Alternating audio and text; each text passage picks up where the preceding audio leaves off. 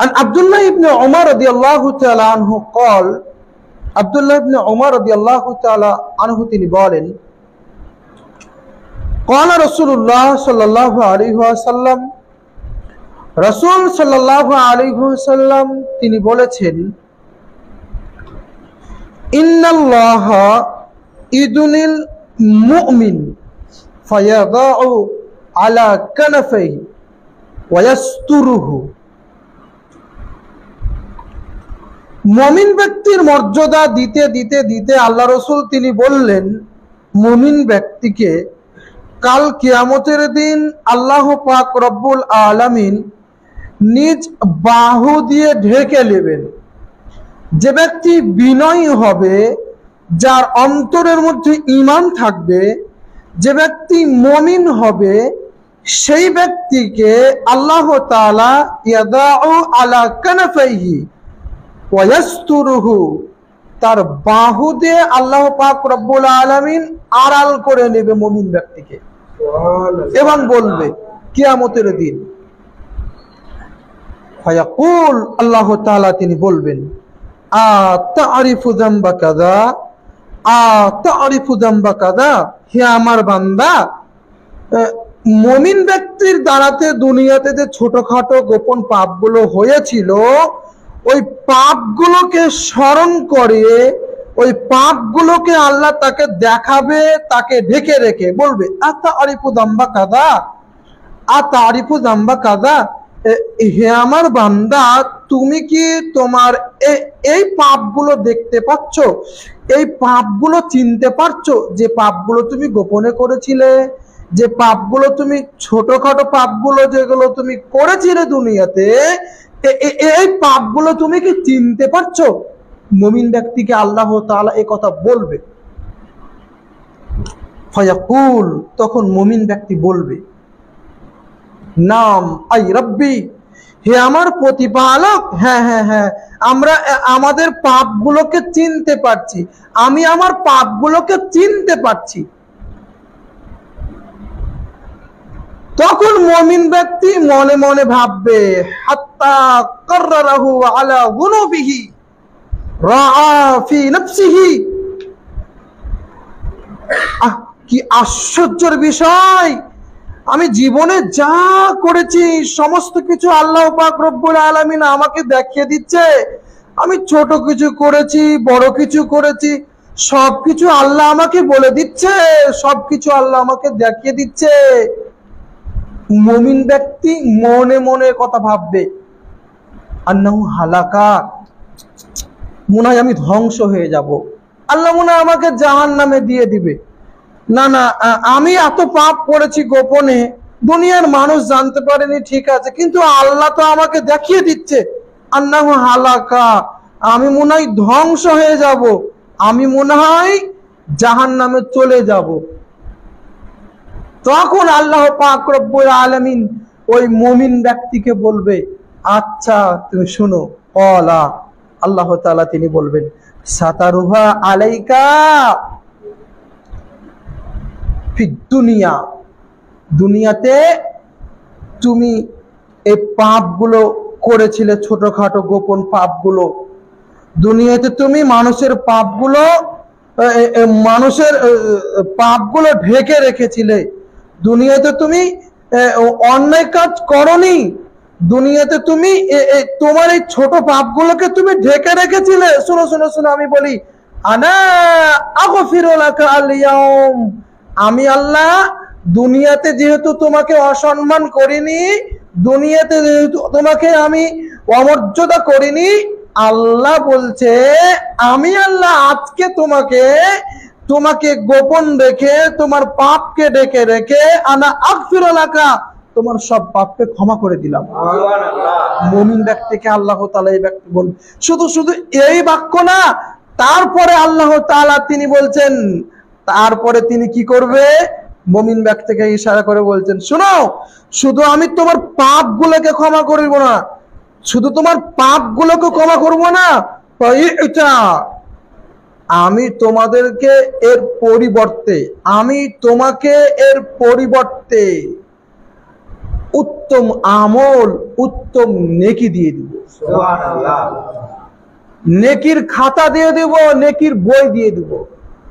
এই হলো মুমিন ব্যক্তির মর্যাদা, স্বয়ং রাসূলুল্লাহ সাল্লাল্লাহু আলাইহি ওয়াসাল্লাম দিয়েছেন। আমরা মুমিন, যেহেতু আমরা এখানে এসেছি, মনে মনে আমরা ভাবি যে না, আমরা সালাত আদায় করি, আমরা সিয়াম রাখি, আমরা ভালো কাজ করি, আমরা মনে মনে ভাবি যে আমাদের ঈমান ঠিক আছে, আমরা মুমিন। কিন্তু বিশ্বাস করেন, আপনার মধ্যে যদি রূঢ় ও কঠোরতা থাকে, আপনার মধ্যে যদি অন্যের সমালোচনা করার নীতি থাকে, আপনার মধ্যে যদি বদ অভ্যাস থাকে, তাহলে জেনে রাখেন মুমিনের এইরকম বৈশিষ্ট্য না। আমি আজকে এটাই বোঝাতে চাইছি যে আমাদেরকে মুমিন হতে হবে, আমাদেরকে বিনয়ী হতে হবে। যাই হোক, আমি এই হাদিসের শেষ অংশে বলি, আপনাকে শুনেন। পরের বাক্যে রাসূলুল্লাহ সাল্লাল্লাহু আলাইহি ওয়াসাল্লাম তিনি বলেন, ওয়া আম্মাল কাফির ওয়াল মুনাফিক। মুমিন ব্যক্তির তো মর্যাদা আল্লাহ তাআলা দিলেন, মুমিন ব্যক্তির মর্যাদা আল্লাহ তাআলা তো দিলেন, আল্লাহ রাসূল তো বললেন। এরপরে তিনি বলছেন, ওয়া আম্মাল কাফির ওয়াল মুনাফিক। কাফের এবং মুনাফিক যদি হয়, কাফের এবং মুনাফিক যদি হয়, কাফের হয় মুনাফিক হয় মানে বেনামাজি যদি হয়, মুনাফিক হয় মানে রাসূল সাল্লাল্লাহু আলাইহি ওয়াসাল্লাম তিনি বলেন, আয়াতুল মুনাফিক সালাসা। মুনাফিকের নিদর্শন তিনটি, অফি রায়াতিন, অন্য রায়াতের মধ্যে এসেছে আরবা, চারটি। এই হাদিসটা আমি আপনাকে বলি, আপনি শুনেন। রাসূল সাল্লাল্লাহু আলাইহি ওয়াসাল্লাম তিনি বলছেন, যদি কাফের হয়, যদি মুনাফিক হয়, মুনাফিক মানে আল্লাহ রাসূল অপর হাদিসে মুনাফিকের পরিচয় দিয়ে বলছেন, আয়াতুল মুনাফিক সালাসা ওয়া ফি রায়াতিন আরবা। মুনাফিকের নিদর্শন চারটি। এক, ইজা হাদাসা কাযাবা। মানুষ যখন কথা বলবে, মিথ্যা কথা বলবে, সে হলো মুনাফিক। ওয়াইজা ওয়াদা আখলাফা। মানুষের কাছে যখন আমানত রাখা, ওয়াদা দেওয়া হবে, মানুষের কাছে যখন চুক্তি করা হবে, চুক্তি ভঙ্গ করবে। ওয়াইজা তুমিনা খানা। মানুষের কাছে যখন আমানত রাখা হবে, আমানতের খিয়ানত করবে। চার, ইজা কাফারাতুল ফাজারা। মানুষ যখন ঝগড়া করবে, তখন মুখ দিয়ে অশ্লীল ভাষা প্রয়োগ করবে। রাসূল সাল্লাল্লাহু আলাইহি ওয়াসাল্লাম মুনাফিকের পরিচয় দিলেন চারটি। এক, ইজা হাদাসা কাযাবা। কথা বললে মিথ্যা কথা বলবে, ওয়াদা দিলে ভঙ্গ করবে, আমানতের খিয়ানত করবে, ঝগড়া করার সময় অশ্লীল ভাষা প্রয়োগ করবে। এরা হলো খাঁটি মুনাফিক। এবার আপনি ভাবেন আপনার মধ্যে চারটি গুণ আছে কিনা, আপনি ভাবেন আপনার মধ্যে এই চারটি বদ অভ্যাস আছে কিনা। আপনি মিথ্যা কথা বলেন কিনা, আপনার কাছে ওয়াদা দিলে ওয়াদা ভঙ্গ হয় কিনা, আপনি আমানত রেখেছেন, আমানত ঠিকভাবে বহাল রাখতে পারছেন কিনা, আপনি ঝগড়া করার সময় গালি দিচ্ছেন কিনা, অশ্লীল ভাষা প্রয়োগ করছেন কিনা দেখেন। যদি করেন, জেনে রাখবেন আপনার মধ্যে মুনাফিকের বৈশিষ্ট্য আছে, মুমিনের বৈশিষ্ট্য নাই। এই গুণ যদি আপনার মধ্যে বিদ্যমান, জেনে রাখবেন মুনাফিকের বৈশিষ্ট্য আপনার মধ্যে বিদ্যমান। এবারে বলি আপনাকে, আপনি শুনেন। আমানতের খেয়ানত মানে আপনি আমানতের খেয়ানত করছেন কিনা দেখেন। আজ বর্তমান সময়ে অধিক অংশ জায়গায় সমাজের নেতা সর্দারগিরি করছে, সে আমানতের খেয়ানত করছে। ভারতবর্ষে যে কোনো দেশের সরকার নিজ দায়িত্ব নিয়ে বসে আছে, আমানতের খেয়ানত করে। বর্তমান সময়ে অধিকাংশই নেতা মন্ত্রী আমানতের খেয়ানত করে। বর্তমান সময়ে অধিকাংশ পিতা আমানতের খেয়ানত করে। বর্তমান সময়ে অধিকাংশ মাতা আমানতের খেয়ানত করে। একজন স্বামী তার স্ত্রীর আমানতের খেয়ানত করে। একজন স্ত্রী তার স্বামীর আমানতের খেয়ানত করে। একজন পিতা তার সন্তান সন্ততির আমানতের খেয়ানত করে। একজন সন্তান সন্ততি তার পিতা মাতার আমানতের খেয়ানত করে। আপনি দেখেন অহরহ যা আমি আপনাকে বলে শেষ করতে পারবো না যে আপনার আমানতের খেয়ানত কত আছে, আপনার ওয়াদা ভঙ্গ কত আছে। দেখবেন 1 মিনিট আপনি বাপ হিসাবে আপনি আমানতের খেয়ানত করেছেন কিভাবে, আপনি দেখেন। রাসূল সাল্লাল্লাহু আলাইহি ওয়াসাল্লাম তিনি বলেন, মুরু আওলাদাকুম বিসসালাত ওয়া হুম আবনাউ 7 সিনিন। হে আমার উম্মত তোমরা শুনো, হে আমার উম্মত তোমরা শুনো, মুরু আওলাদাকুম বিসসালাত, তোমাদের ছেলে মেয়ের, তোমার সন্তান সন্ততির বয়স যখন 7 বছর হবে তখন তাদেরকে নামাজ পড়ার প্রশিক্ষণ দাও, নামাজ পড়তে বলো। ওয়াজরিবুহুম, তাদেরকে পিটিয়ে সালাত আদায় করাও। ওয়াহুম 10 সিনিন, যখন তাদের বয়স 10 বছর হবে। এ কথা আল্লাহ রাসূল তিনি বলছেন। এই হাদিস শুনে আপনি কি বুঝলেন? এই হাদিস তো আপনি অনেক শুনেছেন। আমি আপনাকে হাদিসটা এইভাবে বলতে চাইছি যে আল্লাহ পাক রব্বুল আলামিন রাসূলুল্লাহ সাল্লাল্লাহু আলাইহি ওয়াসাল্লাম আপনাকে আমানত দিয়েছে, আপনার ছেলে মেয়েকে আমানত দিয়েছে, আপনার ছেলে মেয়েকে, যে আপনি আপনার ছেলে মেয়েকে আদর্শবান তৈরি করবেন, সুন্দর শিষ্টাচার দিবেন, সালাত আদায় করতে বলবেন। সরাসরি স্পষ্ট হাদিস দ্বারা রাসূলুল্লাহ সাল্লাল্লাহু আলাইহি ওয়াসাল্লাম ঘোষণা করে দিয়েছেন। বাপকে দায়িত্ব দিয়েছেন, বাপকে স্পষ্ট করে বলছেন, মুরু আওলাদাকুম, বাপ যারা আছো তারা শুনে রাখো, বাপ যারা আছো শুনে রাখো, তোমাদের সন্তানদেরকে পিটিয়ে সালাত আদায় করাও যখন তাদের বয়স 7 বছর হবে। বলেন আপনি কদিন আপনার ছেলেকে বলেছেন সালাত আদায় করো? বলেন আপনি আপনার ছেলের বয়স 15 হয়ে গিয়েছে, 20 হয়ে গিয়েছে, আপনি মাগরিবের নামাজ পড়তে এসেছেন, আপনার ছেলে জাকতলা চলে গেল সাইকেল নিয়ে, মোটর সাইকেল নিয়ে, আপনি আপনার ছেলেকে বলতে পারলেন না, ছেলে তুমি কোথায় যাচ্ছ, এখন তো মাগরিবের আজান হচ্ছে, তুমি নামাজ পড়ো, তারপর যেখানে মন সেখানে যাও, তুমি নামাজ পড়ো তারপর তোমার কাজ করো। এই বাক্য আপনি বলতেন যদি আপনি আমানত ঠিকভাবে রক্ষা করতেন। আপনি এই বাক্য বলেন না, আপনি এই বাক্য পরিবারের মধ্যে বলেন না। যদি বলতেন তাহলে তা আপনার ছেলে মাগরিব বেলা এখানে আসতো। আপনি বলছেন মৌলভী সাহেব কি যে করি, আমার ছেলেকে আমি বলে পারি না।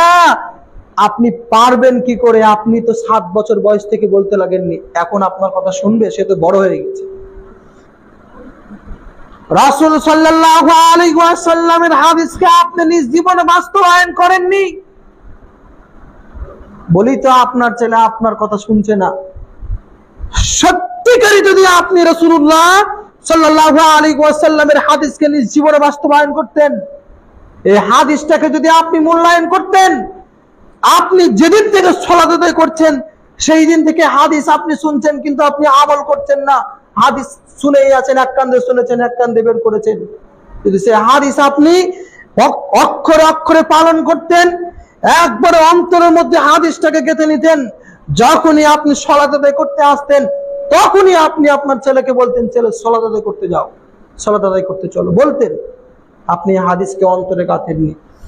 আপনার বয়স ধরে নিলাম 50 বছর, আপনার ছেলের বয়স ধরে নিলাম 20-25 বছর। আপনি যতদিন বাঁচবেন, ছেলে যতদিন বেঁচে থাকবে, আপনি যতদিন বেঁচে থাকবেন, যত ওয়াক্ত সালাত আদায় করবেন, প্রত্যেক ওয়াক্তে আপনাকে আপনার ছেলেকে বলতে হবে, ছেলে তুমি সালাত আদায় করো, না হলে তোমার এই বাড়িতে কোনো আশ্রয় নাই।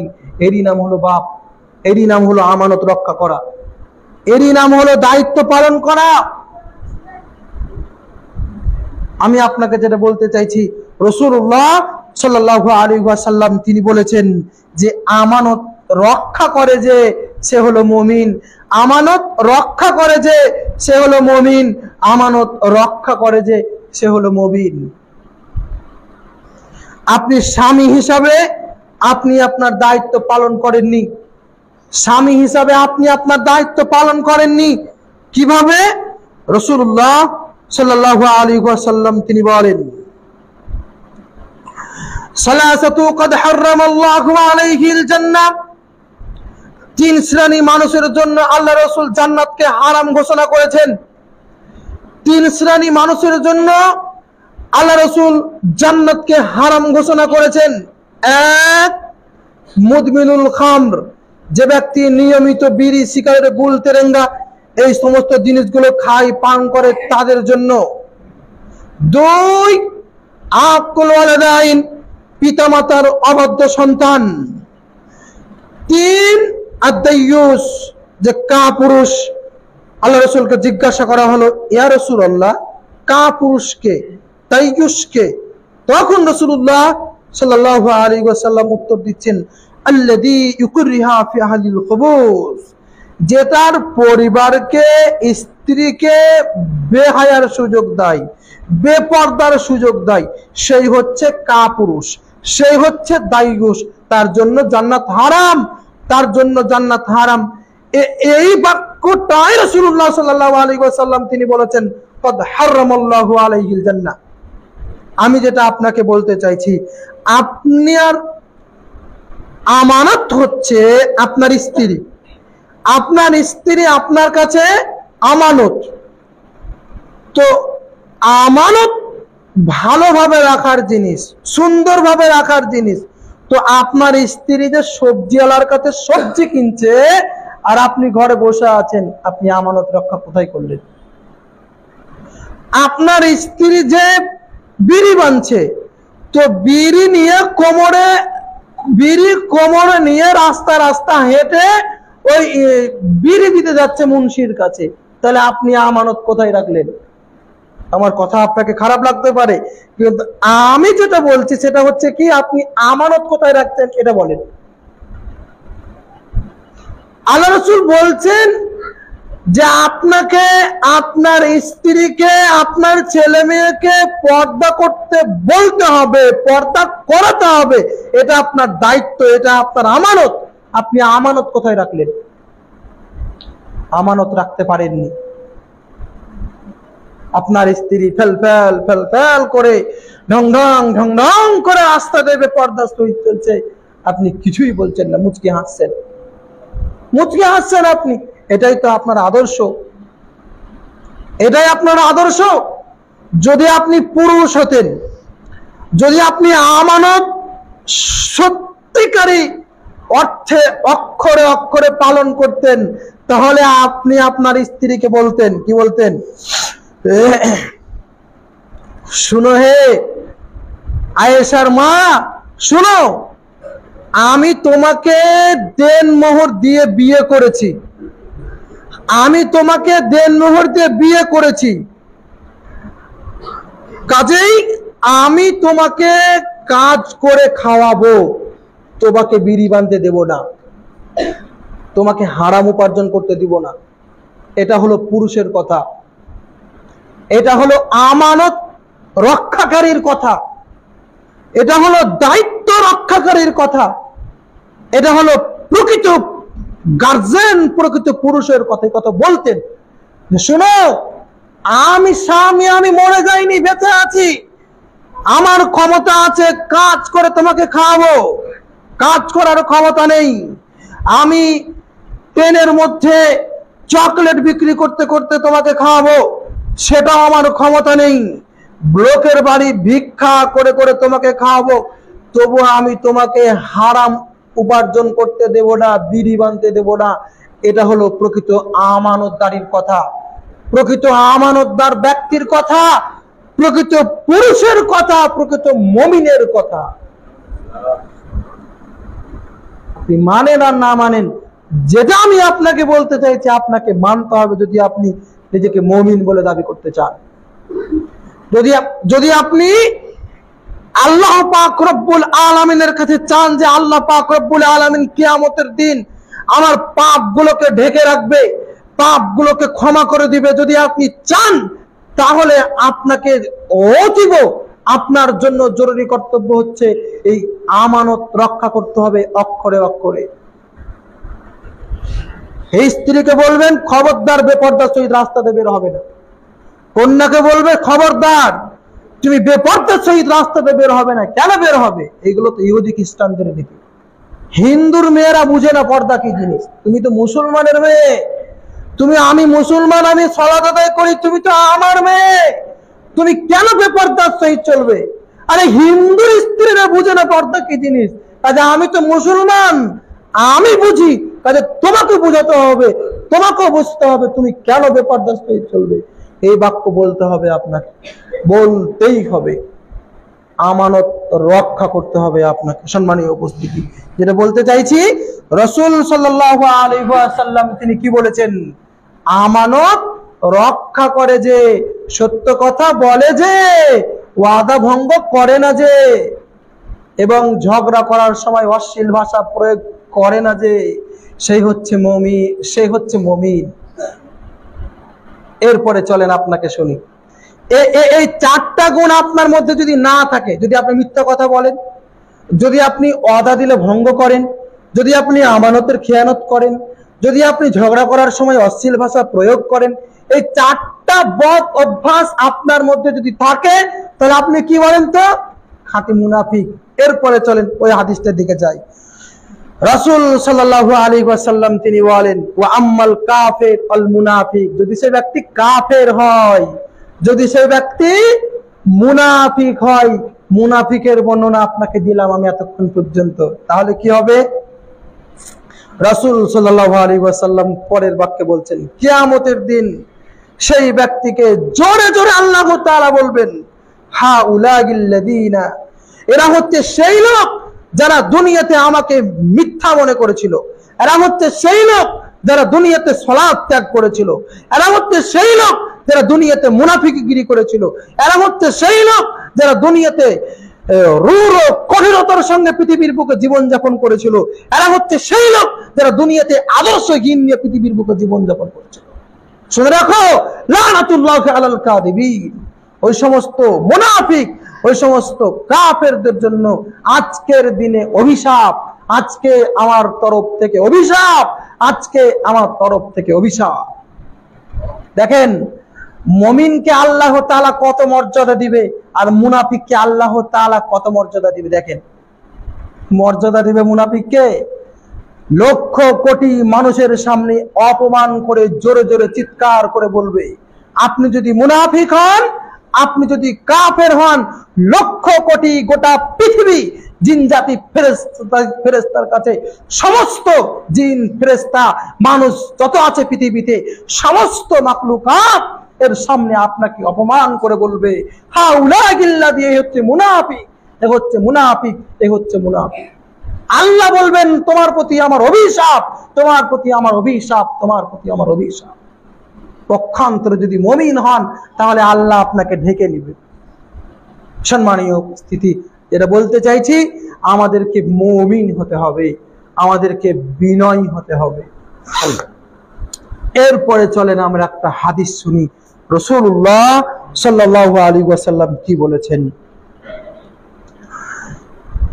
বিনয়ী ব্যক্তির পরিচয় দিতে গিয়ে, বিনয়ী মুমিন ব্যক্তির পরিচয় দিতে গিয়ে তিনি বলেন, সুন্দর হৃদয়বান ব্যক্তির পরিচয় দিতে গিয়ে তিনি বলেন, আদর্শবান মানুষের পরিচয় দিতে গিয়ে আল্লাহ রাসূল কি বলেছেন আমরা শুনি।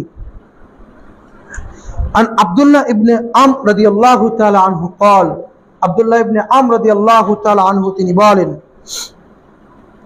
قيل لرسول الله صلى الله عليه وسلم রাসূলুল্লাহ সাল্লাল্লাহু আলাইহি ওয়াসাল্লামকে একজন ব্যক্তি এসে জিজ্ঞাসা করলেন, ইয়া রাসূলুল্লাহ আইয়ুন নাসু আফজাল, ইয়া রাসূলুল্লাহ ইয়া হাবিবাল্লাহ, আপনি আমাদেরকে বলেন তো যে পৃথিবীর বুকে সবচাইতে বিনয়ী ব্যক্তিকে, পৃথিবীর বুকে সবচাইতে উত্তম ব্যক্তিকে, পৃথিবীর বুকে সবচাইতে সুন্দর ব্যক্তিকে আপনি বলেন ইয়া রাসূলুল্লাহ।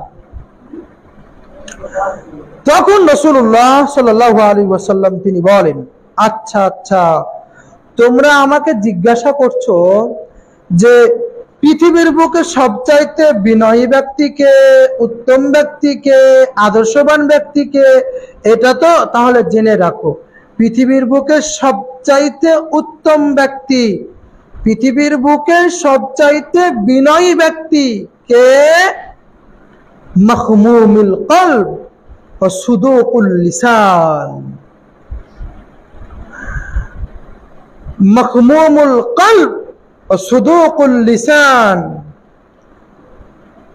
সুন্দর অন্তর যার এবং সত্যবাদী কথা আছে যার, সুন্দর অন্তর যার, সত্যবাদী কথা আছে যার, সে হচ্ছে পৃথিবীর বুকে সবচাইতে বিনয়ী ব্যক্তি।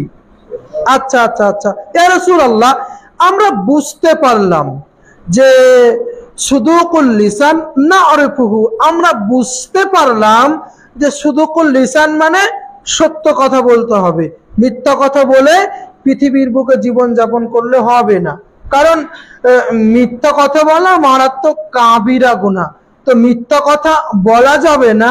সুদুকুল লিসান এ কথাটা আমরা বুঝতে পারলাম। সাহাবীগণ আল্লাহ রাসূলকে বললেন, তো ফামা মাখমুমুল কলব না'রিফুহু, ইয়া রাসূলুল্লাহ, আমরা বুঝতে পারিনি যে মাখমুমুল কলব এটা কি জিনিস, সুন্দর হৃদয় এটা কি জিনিস, একটু বলবেন ইয়া রাসূলুল্লাহ? সুদুকুল লিসান বুঝতে পারলাম, সত্য কথা বলে পৃথিবীর বুকে জীবন যাপন করতে হবে, মাখমুমুল কলব একটু বলে দেন, একটু বুঝিয়ে দেন।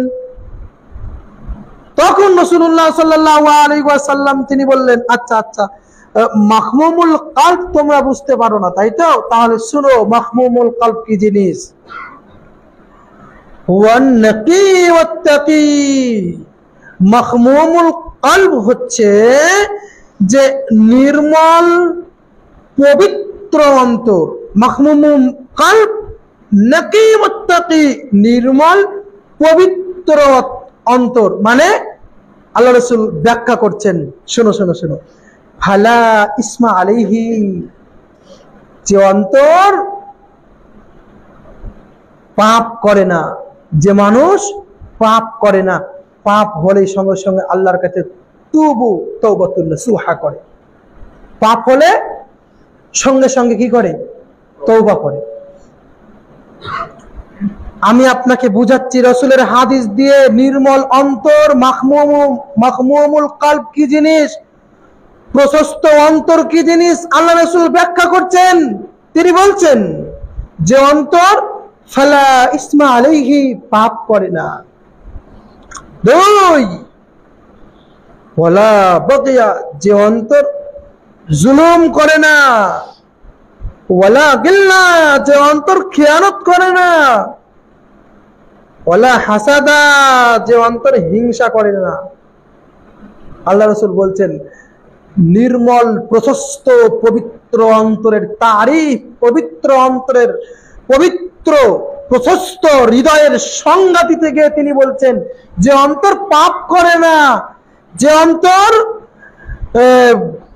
জুলুম করে না, যে অন্তর আমানতের খিয়ানত করে না, যে অন্তর ওয়াদা দিলে ভঙ্গ করে না, যে অন্তর হিংসা করে না। এবারে বলেন আপনার অন্তর পবিত্র অন্তর কিনা, আপনার মধ্যে হিংসা আছে কিনা বলেন। এবারে আপনি বলেন আপনার মধ্যে খেয়ানত আছে কিনা। খেয়ানত তো আমি আপনাকে দেখালাম কত আপনার মধ্যে খেয়ানত আছে। আপনি বলেন আপনার মধ্যে পাপ আছে কিনা। আপনি বলেন আপনার মধ্যে জুলুম আছে কিনা। যদি আপনি শুনতে চান, যদি আমি আপনাকে বলি আপনি যে কত জুলুম করেন, কত যে আপনি আমানতের খেয়ানত করেন, কত যে আপনি হিংসা করেন, কত যে আপনি পাপ করেন, এই সংক্ষিপ্ত সময়ে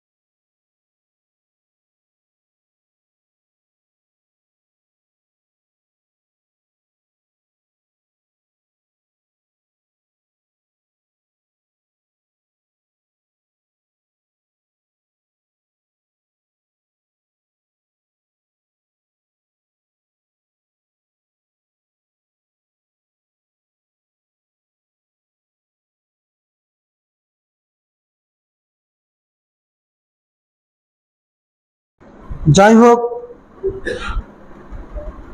পাশাপাশি আমাদেরকে মুমিন এবং বিনয়ী হতে হবে, আদর্শবান হতে হবে। আল্লাহ পাক রব্বুল আলামিন ও রাসূলুল্লাহ সাল্লাল্লাহু আলাইহি ওয়াসাল্লাম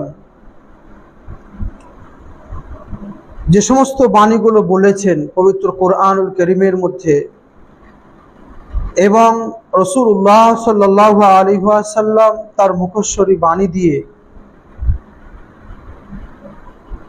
উত্তম মানুষের, আদর্শবান মানুষের বৈশিষ্ট্য বর্ণনা করতে গিয়ে তিনি বলেছেন